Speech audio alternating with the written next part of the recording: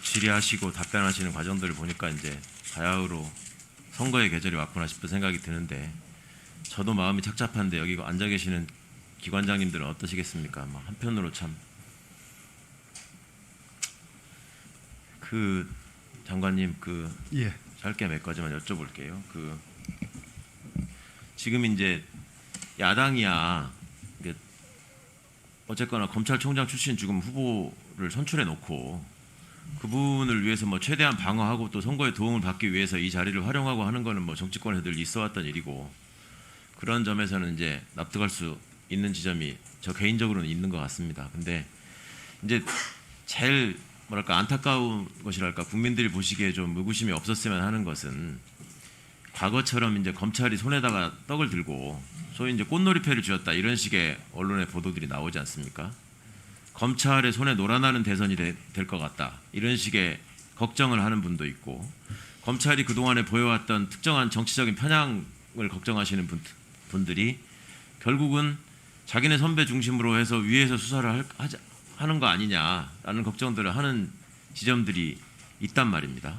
그 부분을 장관님께서 유념해서 지금 계속 들여다보고 그런 부분에서 의구심을 살 가능성이 있다거나 하면은 그건 적극적으로 지휘를 하셔야 되지 않겠습니까? 그건 맞죠? 맞습니다. 네. 그런데 장관님도 아니고 총장도 아니고 그 밑에 있는 말하자면 그동안의 이해관계를 같이 하고 있었던 전직 총장의 수하들이나 같은 계열로 일컬어지고 있던 사람들이 제가 국감 때도 잠깐 지적을 총장께 얘기를 했습니다마는 내부적인 어떤 연락 체계나 이런 것들을 통해서 현재 진행되고 있는 당사자에 대한 수사 과정에 대해서 계속 압박을 하고 조직을 배신하지 마라. 나중에 너 어떻게 되나 보자. 네가 지금 하고 있는 일이 어떤 결과를 가져올 건지 생각해라.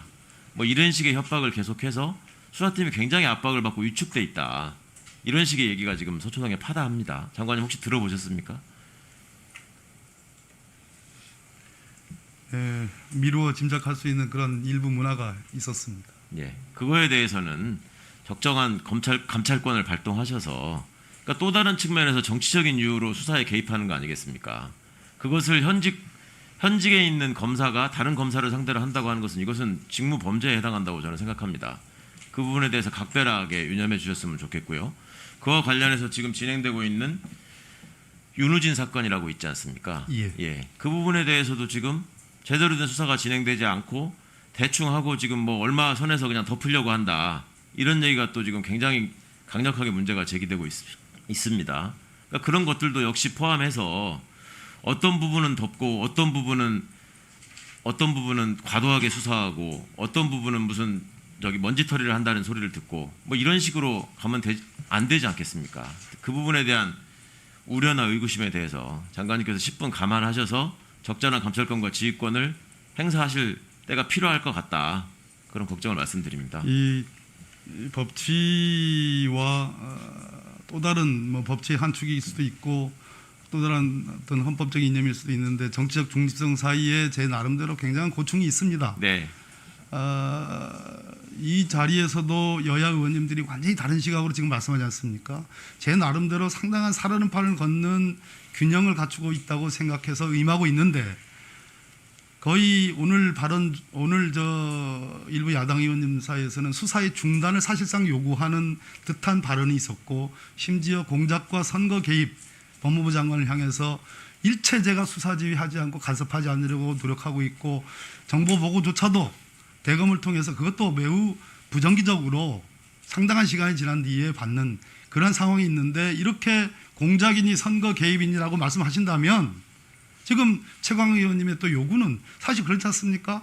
무고하면 그만입니다. 의혹이 없으면 그만입니다. 무엇이 두려울 게 있습니까? 그러니까 정치적 편향에 따른 공정성 시비에 그렇기 대해서 때문에 지금 방지하는 장치를 하셔야죠. 네. 잘 알고 있습니다. 알고 있고 이렇게 제가 아무것도 안 했는데 선거 개입과 공작이라는 의심을 받는다면 저로서는 어느 순간에 좌시하기 어려운 그런 시점이 올 거라고 생각을 합니다. 자, 지금 계속 얘기되고 있는 대장동 게이트와 관련해서 이 부분에 대해서 부패의 구더기를 엄단해야 된다라고 얘기한 후보가 있었습니다. 그 부패의 구더기라고 하는 것이 부패 구조 속에서 그 썩은 물질을 파먹어가면서 배를 채우는 사람들, 그게 어디가 됐던 지금 그분으로 표현되기도 하고 윗선으로 표현되기도 하고 무슨 몇억 클럽이라고 하기도 하고 이 부분과 관련해서 역시 전직 검사들이 많이 관여가 돼 있다 보니 그 부분에 대해서는 수사를 제대로 하지 않고 그 부분에 대해서 명백한 커넥션이 밝혀지게 되면 소위 검사 출신들이 변호사로서 앞으로 먹고 살 시장이 없어질 우려가 있다.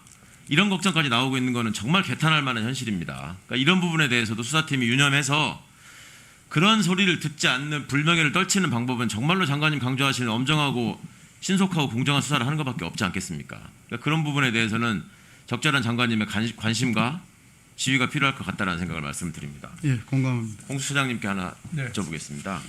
제가 그동안에 고발 사주 사건이 계속돼서 이슈가 됐음에도 불구하고 어쩌다 보니 제가 피해 당사자가 돼서 가급적 언급을 삼가하고 있었습니다. 그걸 이렇게 느끼고 받아들여 주셨는지 모르겠는데 그런 거 하나하나 자체가 수사에 다른 어떤 편향으로 오해로 비칠까 봐 많이 자제하고 있었습니다만은 지금 이 정도 되는 상황에서 도저히 제가 이거는 용납할 수 없는 상황들이 몇 가지가 있는데 지금 가해자로 보이고 있는, 그러니까 이 사건을 만든 쪽이 전 현직 검사, 그 다음에 야당 이렇게 연계가 돼가지고 실제로 고발이 이루어지지 않았습니까? 그것이 소위 고발 사주라고 불리우고 있는 거 아닙니까? 그렇죠?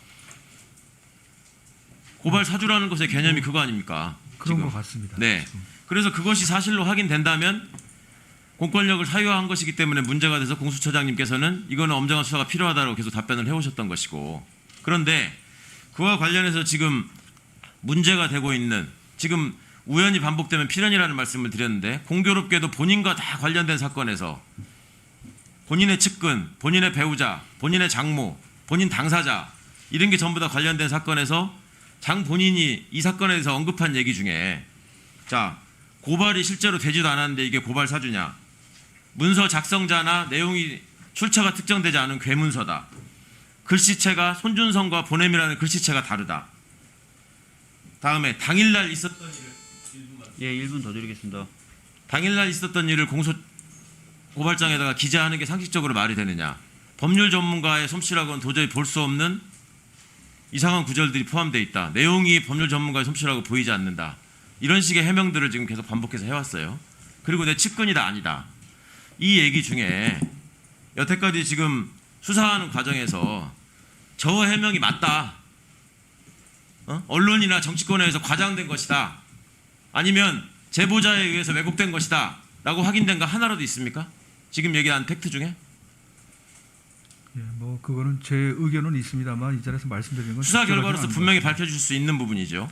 예, 뭐 그 부분도 저희가 유념해서 예, 처장님 지금 계속 말씀하시는 과정에서 수세적인 모습을 보이시는데 이런 여러 가지 의혹이나 문제에 대해서 지금 여당이나 일부 정치 세력에서만 지적하는 것입니까? 해당 국민의힘 내부에서도 나온 얘기 아닙니까? 많은 분들이 문제 제기하고 계신 것 같습니다.